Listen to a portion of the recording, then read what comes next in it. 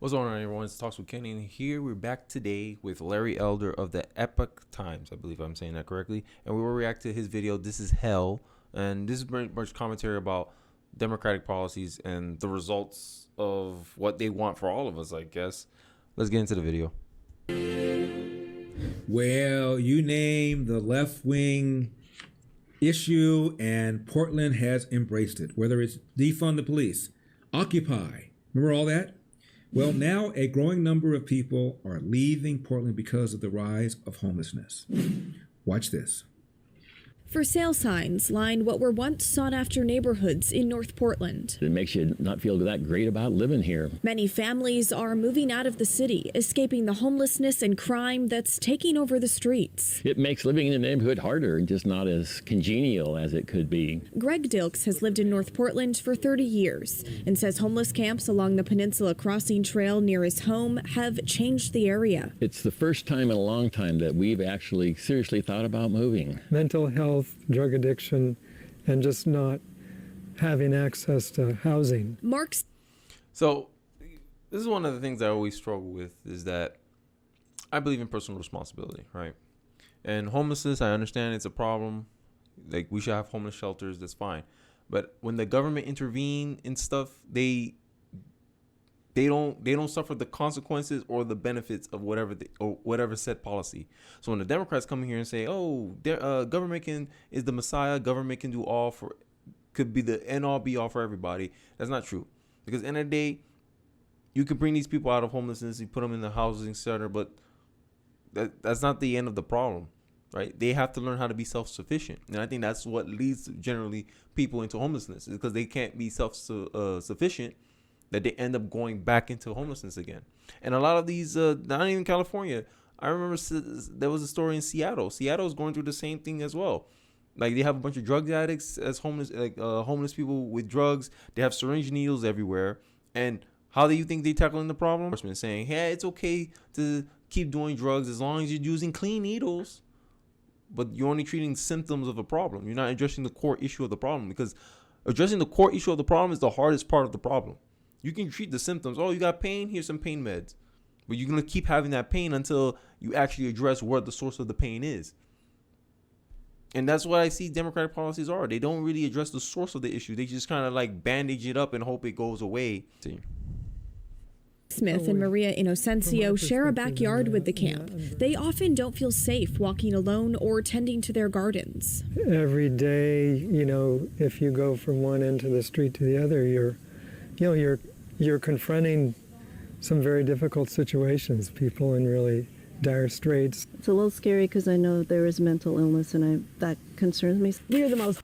And it concerns me, but you looking it dead in the face, instead of, hey, we should really try to solve what is the cause of these issues.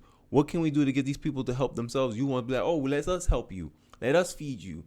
But they just become dependent on you. And then when you're not doing it anymore, they fall right back into the same circumstances they started out in before you came in and intervened. This is why, like, the best solution for solving homelessness is not to just give them stuff. It's to address, hey, why you end up being homeless in the first place? Oh, because of this. Oh, because of that. And then you address that. But that's harder to do that. So they take the easy way route. Oh, we gave them free housing. We let them have free ruckus around the whole neighborhood. And now it's driving people away. But then these same people will complain, oh, you're moving away from the area. Why you don't stay in the area? Why you don't invest in the area? What's there to invest in? I don't feel safe in the area, right? And homeless people, I don't know, but end of the day, when I go to downtown Miami, there's a lot of homelessness, and there's a reason why in cities crime rates are higher. It's just a fact. Because it's like lawlessness. And if you have more homeless people, crime is going to be higher in your area. I'm just saying. Wherever there's a lot of homeless people, there's a lot of crime as well. Harmless people you'll ever meet. TT Sanchez lives in one of the camps along the Peninsula Crossing Trail. We're the most harmless people you never meet, she said. I'm in LA, and I'm told by police officers every single female homeless person has been raped. The only question is, how many times? And during my campaign for governor, the governor of California, Gavin Newsom, was attacked by a mentally ill homeless person, even though he was surrounded by security. Now, how many people can walk around surrounded by security? They should be scared of us for what? Because we live outside. I guess my 2 cents to that argument is, it's not that you don't live outside. It's just you have less to lose than compared to someone like me, right? If I attack somebody, I have a lot more to lose than you who's homeless. You already it's already there's, it might sound messed up how I say it, but you already at the bottom. There's no much further you can go from there. So you are seen as more desperate. And if you're more desperate, people see you as more of a likelihood of, doing more risky behaviors, which is assault, attack, as Larry mentioned, raping women, other homeless women. Like it don't matter. Crime is not you'll do anything to survive, because at the end of the day, that's human nature. Human nature is to survive. And if you had to choose between starving to death or stealing this piece of food from someone else, you're more likely to go to those lengths than someone who's not in that situation. And I think that's a snapshot judgment that people can't afford to sit down and get to know you at a personal level. They just make snapshot judgments, and based on that, they make a decision. Does it sound fair? No, I don't. But that's reality. That's real life, and we have to accept reality, right? We don't create our own reality, right? That's one reason why you should be scared of us, because we live outside. Well, because a large number of the homeless population is mentally ill. Many of them are a danger to themselves or to others, or they're alcoholics, or they're doing meth, or they're doing crack cocaine, or they're threatening people who are walking by, or they are causing all sorts of hygiene problems for themselves and for other people. And I've been told by firefighters, virtually 100% of the fires that are set in the city of Los Angeles are caused by homeless people. 100%. My question to Californians: why I didn't vote for Larry Elder? I was shocked when Larry Elder didn't win the governorship in California, but it just goes to show how much, I guess, people are aligned with an idea of a party, regardless of what the results are. They complained about it. Imagine this: California made the effort enough to get this guy recalled, and you don't actually recall him out of his office. You just did it for what? Just to complain about the guy, and then he give you some sweet words, and then you put him back in power. And now, as of the time of this video, it's possible that y'all going to be dealing with rolling blackouts in California. You guys were already experiencing blackouts before y'all recalled him, and then he gives you more of the same, and you just trust his word, and keep him in office. Hold him accountable, take him out of office. Don't fall for his, I'll change. No, you have to suffer the consequences of your actions. You have to learn through action. Okay, hey, we got to take you out. And then when you realize, damn, I messed up. If I didn't do this, I'll probably still be in office right now. You make them reflect, because that's the only way these people reflect in my eyes. They have to lose, because you can tell them they're wrong about this constantly. But if they're still in position of power, they still got what they want. Hey, I'm still governor. They're not going to change. But we'll see, right? We'll see. So if we lived in in the house and stuff, would you still be scared of us? A handful of for sale signs like this one are posted in front of several homes in North Portland. We're told at least 3 families here along McKenna Avenue are leaving, all due to nearby homeless camps. I would say the migration to the suburbs, I've seen quite a bit in the last 2 years. Real estate broker Lauren Iaquinta sees it firsthand. Most people don't want to have to worry about if they can leave their car parked in their driveway overnight without maybe having it broken into. It's a pretty testy subject. It's a pretty testy subject. You can't even talk about it.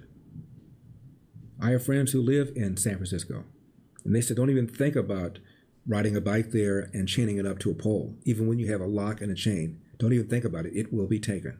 Now, when working with clients in Portland, she vets the neighborhoods, checking for nearby homeless campers. It's neighborhood by neighborhood. You can be driving through North Portland and you're in this lovely area where there's no issues, and then you kind of can make a turn around the corner and have homeless camps there.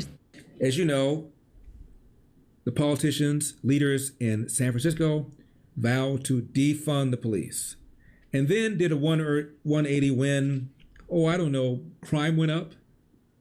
They wanted to defund the police, diverted a bunch of money away from the police department, and then crime went up. if they know there's no enforcer, then malicious people be like, oh, I'll take advantage, because at the end of the day, criminals are very opportunistic. If they have an opportunity to do a crime, they'll take advantage because no one's looking. Oh, no one see me. If you set up an environment like that, 9 times out of 10, someone's gonna be tempted to do something bad. Now, if there's an enforcer there, there's a police there, I'm not gonna do something red-handed in front of the police. It's a deterrent, and that's what policers are. They're a deterrent and they're a response. Because the police don't show up unless someone called them. That's it. That's the only time a cop show up. So you want to hold them at fault for a crime? I don't understand. People have this weird, I don't know what it is. I notice this a lot with people who are very liberal and they vote Democrat. They're soft on crime. They're just soft on criminals. Like, hey, you made a decision to do something bad. You have to be held accountable, regardless of how you feel about the situation. That person has to be held accountable or they won't learn their lesson. I learned that young as a kid. I steal. If you go to jail, it's your fault because you chose to steal, and you must suffer the consequences of your action. I grew up learning that from young, and now all of a sudden, now in society, we can't hold people accountable anymore. Grown adults, 18, 19-year-old people, they do an action, you don't want to hold them accountable. You letting them go bail free, and then you be surprised when they keep coming in and out of jail because all they have to do is, as long as I don't steal too much, I'll get out without bail. What they were doing in New York. Crazy. Homicides went up. Shootings went up. Smash and grabs went up. And add to that the number of people that were looting high-end stores, because after all, you can take up to $950 worth of merchandise without any real consequence. Watch this. The police department here in Minneapolis needs to be dismantled, and we need to start anew. We've been doing policing all wrong for decades. In some cities, 40% of the budget goes toward policing, and police are terrorizing Black and brown communities. The evidence is clear. The police are like I said before. Cops only show up because someone called them, or they're patrolling on the street and they see you. Now, you may not like the reason they pull you over, or hey, we got to talk to you. You may not like the reason. You may think their reasons are dumb, but they have a reason for stopping you. You can't act like they say, oh, they only stop me because I'm black. They do that for everybody. If in my view, if you do something criminal, right? You speed, they're gonna stop you. They don't have time to see, oh, is that a black person in that Toyota? No, they just see a car go zoom and then they stop you. And if it just so happen to be mostly black people, it's not racism. It's just, hey, that certain community made a choice more often than other communities. That's it.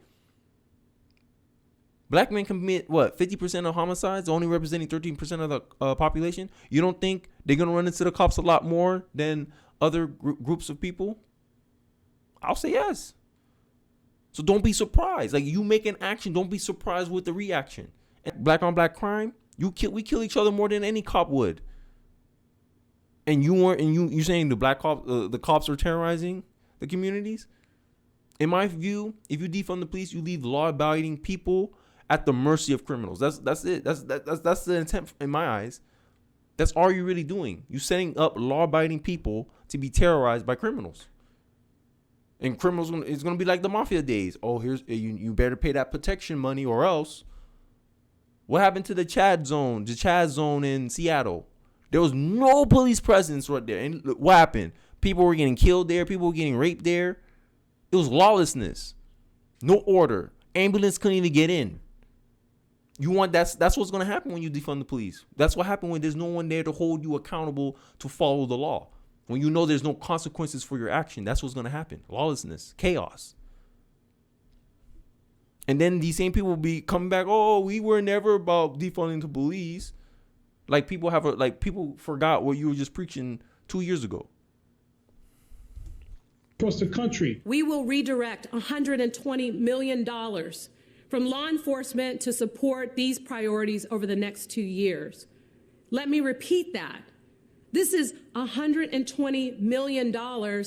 It's a first step. But it's clear that law enforcement is not always the appropriate avenue to deal with these issues. Today, the chief and I are announcing an initial $76 million in reductions to the 2021 budget. Hey, why is it that the NYPD gets $6 billion, but our housing doesn't get that much, our youth services don't get that much, our health services don't get that much combined? Like, why do we need tanks? When people ask me, what does a world where we defund the police, where, you know, defunding police looks like, I tell them it looks like a suburb. That's a lie. Because in suburbs, I think suburbs have more police. In suburbs, there's cameras. They got what? Neighborhood watch? What they got? In the suburbs, there's a lot of eyes on the suburbs. That's why you can't do crime in the suburbs, because you know, oh, somebody saw me. If you want to try to rob somebody, you don't go in the suburb, because you know, damn, they got like every damn house has a camera in it. So they might have an alarm system in there. Police like to patrol that area a lot. Right? And then it goes against the other guy's point where, heavy police presence causes more crime, when it doesn't. No, it doesn't. I think having a high police presence deter crime. In my view, the most patrolled place in America are the suburbs. You can't walk in the suburbs and not see like a police at least chilling in a corner somewhere in the suburb or patrolling the suburb. That's what these laws do. That's all policies can do. You either incentivize behavior or decentivize behavior. That's it. That's all laws do. That's all policies do. Support, either incentivize or decentivize. That's it. You can't make or change. Like all this, like people give politicians too much credit and too much power in my mind. Like these people can't really do much. All they can really do is help you do more or help you do less. That's it. Let's continue. A world where we've defunded the police looks like a suburb. Suburbs have a lot of police, and they have private police to supplement the public police. And they got high walls, and they got burglar alarms. Oh, yeah, that's true. San Francisco, getting back to them, diverted $120 million from the police and sheriff department in 2020. And Mayor London Breed was among the politicians who joined the chorus of leaders saying, defund the police, divert funds from the police for youth programs, for housing programs, for all sorts of programs.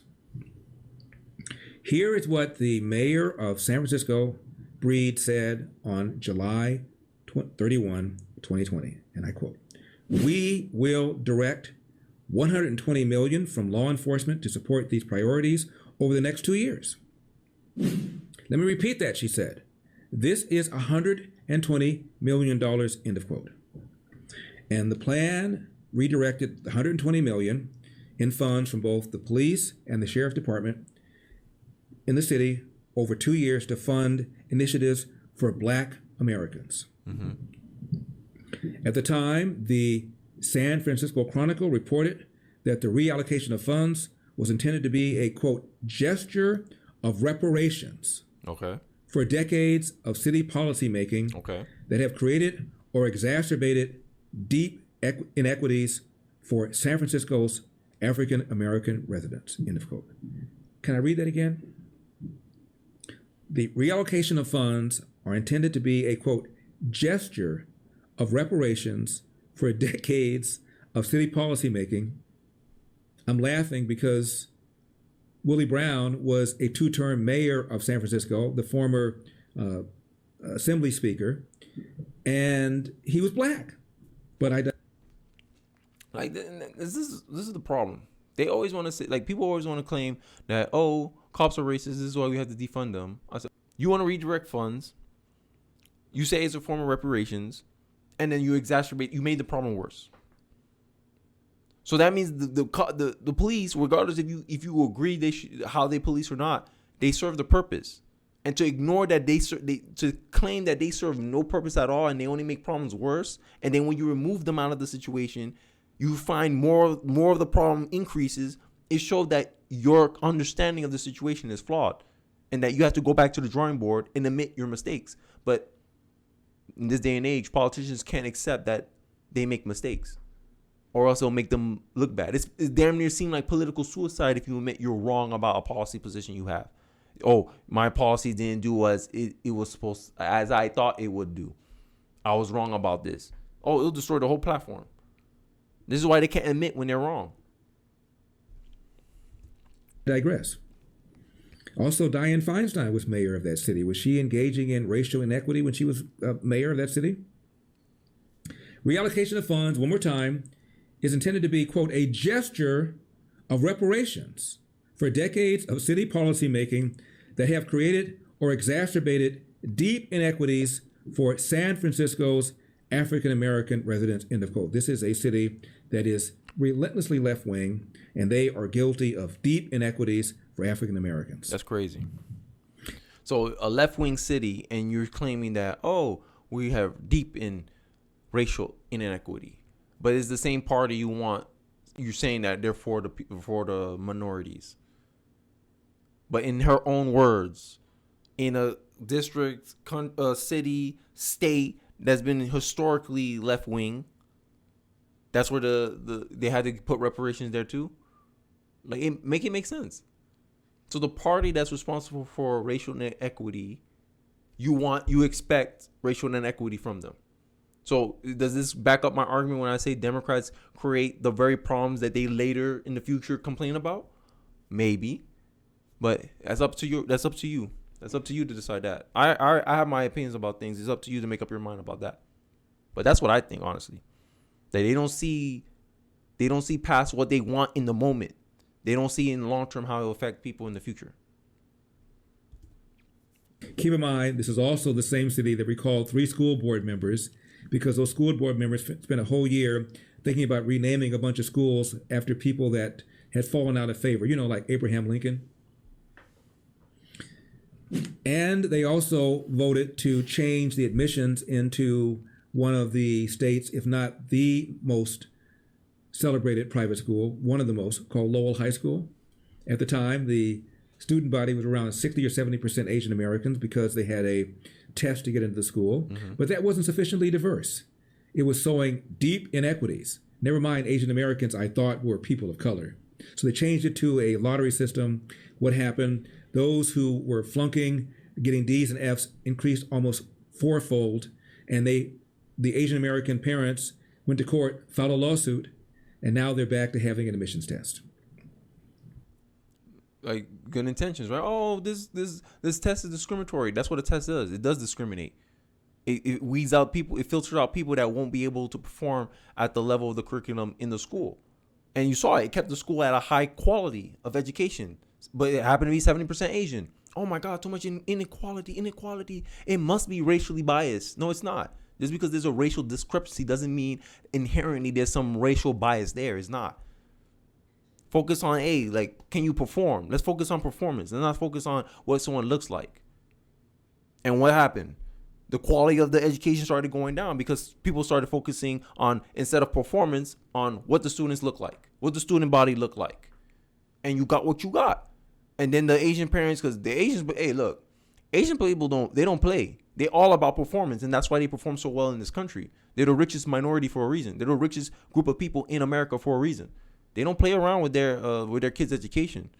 And then they won the court, the thing went back up, and guess what happened? The scores went right back up.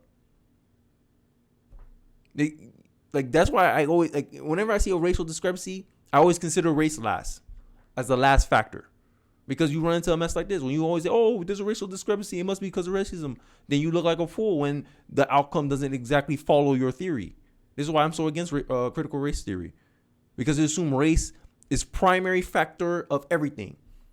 Based on your race, you lost at birth. It seemed like with the critical race theory. But I digress. Let's continue. Crime in that beautiful city, that once beautiful city, increased in 2020 compared to 2019. Homicides increased by 20% compared to 2019, by 17% 2021 compared to 2020. While crimes like rape and robbery decreased, burglaries increased by a whopping 47% in 2020 compared to the 3 previous years. Also, smash and grabs off the charts, most notably during the holiday season.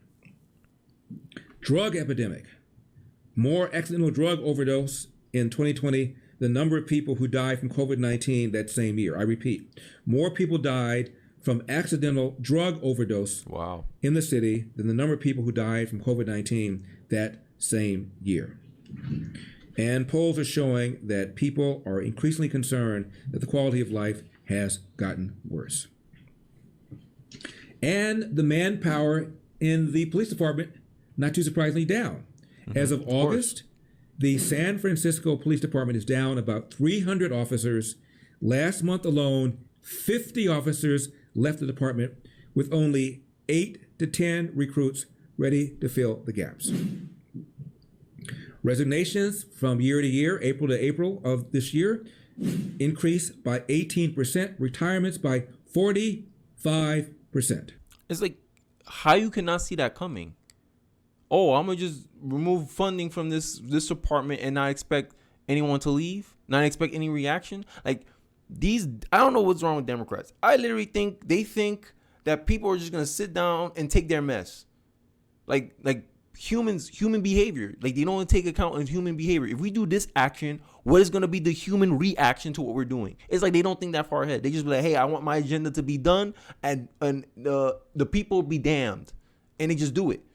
And then when the negative outcomes come out, they want to act like, it's not because of this. It's not because we implemented this, but look at the timeline. The minute you added this law, look what happened. Crime increased. So how can you say there's no correlation here?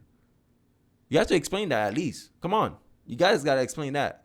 You pro defund the police people. Y'all got to explain that. To act like the police don't serve no purpose is a hard argument to make. I believe, hey, police reform, you have my ear. Let's better train the police. You have my ear. But to be like, oh no, they're not needed, they're not necessary. That's a hard argument to make when you get the facts. Larry laid out the facts. But people don't want to hear that. They want you to cater to their feelings. They want to hear what they want to hear. They don't want to hear the bitter truth. They want to hear a sweet lie. So, December 2021, the mayor of San Francisco, London Breed, reversed course and announced an emergency request for more money. In 1 year. Crazy. You took the money. And how you don't... I'm sorry I keep pausing it. But you have to be humble. You have to be humble at that point. I thought that this was an issue. I was wrong. If I don't hear politicians like that, bro, I can't trust you anymore. Because I'm like, you don't take any accountability. You're just gonna keep, it was a mistake somewhere, and then you don't address it. You don't acknowledge it. You just keep pushing along, like we didn't just see you trip and fall on your face. To increase the police department and to address crime. Here's what she said, and I'm quoting: "I'm proud this city believes in giving people second chances. Nevertheless, we also have a need to have accountability when someone does break the law. Well, duh. Our compassion cannot be mistaken for weakness or indifference. I was raised by my grandmother to believe in tough love and keeping your house in order, and we need that now more than ever." I guess that explains why residents of San Francisco also recalled Chesa Boudin, the soft on crime DA, because of all the bad guys who are on the streets, who wouldn't be on the streets but for soft on crime DAs. Now, guess what? Asian Americans are buying guns in record numbers. Why? Because of the increase in hate crimes against Asian Americans in places like San Francisco, Oakland, and in New York. What do they all have in common? I'll wait. They're blue states, all of them. Oh, the Republicans are the racist party. Oh, look at the results. Come on. Heavily liberal areas, all of them. They all live in blue states. The highest Asian populations are all in blue states. And they have to buy guns to protect themselves. But in these same places, they want to restrict gun laws. They want to restrict your gun rights. They don't even believe you should have a gun in your hand, leaving these people vulnerable. Come on, there's a reason why the Democrats have this label of soft on crime leadership. And y'all gonna be and then there's gonna be people out in the world surprised if the Republicans take the House and the Senate, because crime is I think is a big issue. It's like one of the top 3 issues that Americans are worried about today in 2022. You think the Democrats have any proper solutions to that? Every time the Democrats do something close to crime, it makes it worse. Yeah, y'all need to change. Hey, Democrats, y'all need to change your playbook. Because the same old talking points, y'all been talking about the same policies for 50 years. Y'all gotta start looking at yourselves and start making adjustments. Y'all can't be pushing the same old and then try to remarket it into something it's not. You don't have the answers. That's it. The Republicans have the answers. Because the minute you say, Republicans go, don't do that, y'all do it, and who you prove right? It's not a sustainable strategy. You keep doing this because eventually people gonna be like, damn. Every time the conservatives say something, it seems to turn out true. All we have to do is give it time. Yeah, I'm just saying, because to me, Democrats have to earn their legitimacy. They don't have no legitimacy in my eyes. They have to earn it. I'm be like, okay, where you get that from? Okay, where's your stats and evidence to support what you're claiming? You can't just come to me and say, oh, you're ignorant about this. Okay, I'm ignorant. Okay, we'll see. Just give it time. You'll be proven wrong. And Asian Americans who are experiencing or witnessing acts of racism are more likely to buy a firearm for self-defense, according to a new study by University of Michigan and Eastern Michigan University. More than half of those Asian Americans who purchase a gun are first-time gun owners. Apparently, they're a little concerned about hate crimes against Asian Americans. Meanwhile, there's a report that Chicago cops took 20 minutes to respond to a fatal hit and run. The incident took place outside of something called Jeffrey Pub around 5:03 a.m. on Sunday, but it wasn't until 5:33 a.m. that a cop reported to dispatchers that he was at the scene. Half hour. Wow. No suspect arrested or identified. Investigation is still ongoing. And during the commotion outside of the club, a bunch of people were fighting. A driver plowed through the crowd that was in the street, striking several people at high speed and then driving away. There's footage showing the moment of the crash. So, 20 people outside this pub fighting, car comes through, plows through a whole bunch of people, and nobody comes, no cop comes for almost a half hour. Wow. Now, since April of 2020, the Chicago PD is down 25% of its officers. That might explain why it's taking time to respond to these kinds of tragedies. Wow. The results of Democratic policies, guys. Like, you gotta choose wisely, man. When you vote for these platforms, you gotta realize, okay, what could go wrong here? What's the negatives here? And own up to, hey, accept the results. Okay, if I believe in defund the police, I can't also in the same breath believe that gun control should be rampant in these same cities, because you understand the trade-off. If I say, oh, I don't want the police involved in my life anymore, I want the police to be abolished, then I would be pro 2A. Like, yeah, I want all the individuals to protect themselves. There's no need for police. Then I can take your argument seriously. I say, oh, okay, I see where you're coming from. You rather the citizens, and it becomes the Wild Wild West, right? But at least that's a more consistent argument than to be like, I want the defund the police, and I also want gun control. You want me to be a sitting duck? Come on, man. Yeah, accept the results of the policies. And I'm gonna end it off with this. If you have a theory and you test your theory in reality, and your theory doesn't hold up to reality, then your theory is wrong, and you have to accept that. But that's not what I'm seeing from the Democratic Party. They're just like, we're gonna keep on moving. We're gonna act like this. Well, we didn't do that. We're gonna act like we didn't say that. But let me guys know what you think in the comment section below.